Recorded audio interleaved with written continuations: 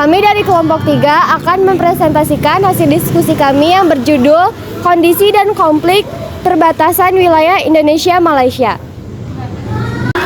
Sebelum masuk ke materi, perkenalkan nama saya Kansusok Yamyasya Temat. Saya Neng Ica Rianti.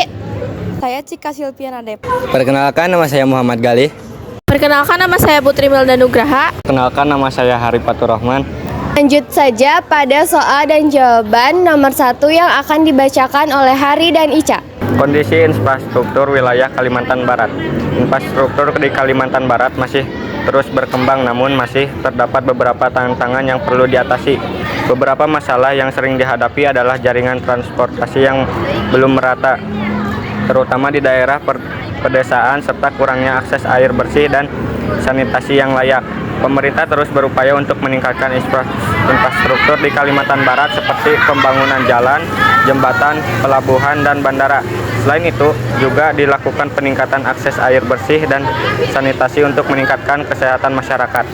Pun masih banyak kendala yang harus diatasi, namun upaya terus dilakukan untuk memperbaiki kondisi infrastruktur di Kalimantan Barat demi meningkatkan kualitas hidup masyarakat dan mendukung pertumbuhan ekonomi daerah.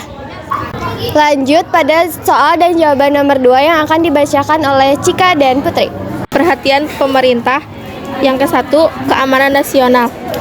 Perbatasan seringkali rentan terhadap berbagai ancaman seperti penyeludupan barang ilegal, penggerakan ilegal penduduk, dan aktivitas ilegal lainnya. Memperhatikan dan memperkuat keamanan di kawasan perbatasan penting untuk menjaga kedaulatan negara dan melindungi masyarakat dari ancaman tersebut. Yang kedua, pertumbuhan ekonomi. Kawasan perbatasan memiliki potensi untuk menjadi pusat perdagangan dan ekonomi yang penting. Investasi dalam infrastruktur seperti jalan, jembatan, dan pelabuhan akan meningkatkan konektivitas antar wilayah, mendorong pertumbuhan ekonomi, dan meningkatkan kesejahteraan masyarakat di sekitarnya.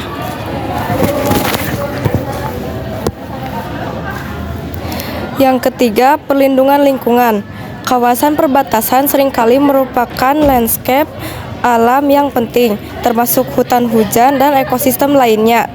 Perlindungan dan pengelolaan yang baik dari sumber daya alam di kawasan ini penting untuk menjaga keberlanjutan lingkungan dan mengurangi dampak negatif dari aktivitas manusia.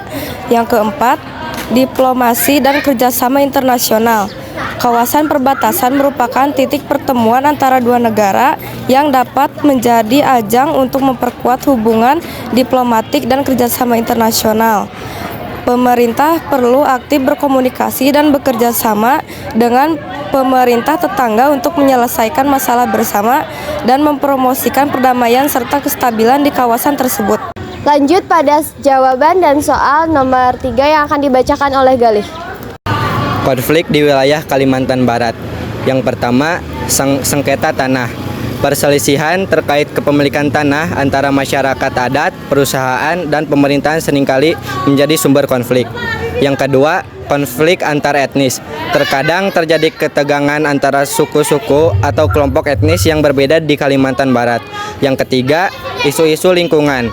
Proyek-proyek penggunaan atau eksploitasi sumber daya alam yang tidak berkelanjutan sering menimbulkan protes dari masyarakat setempat yang peduli terhadap lingkungan.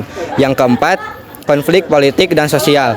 Persaingan politik atau perbedaan ideologi di antara kelompok-kelompok politik juga dapat memicu ketegangan dan konflik di Kalimantan Barat.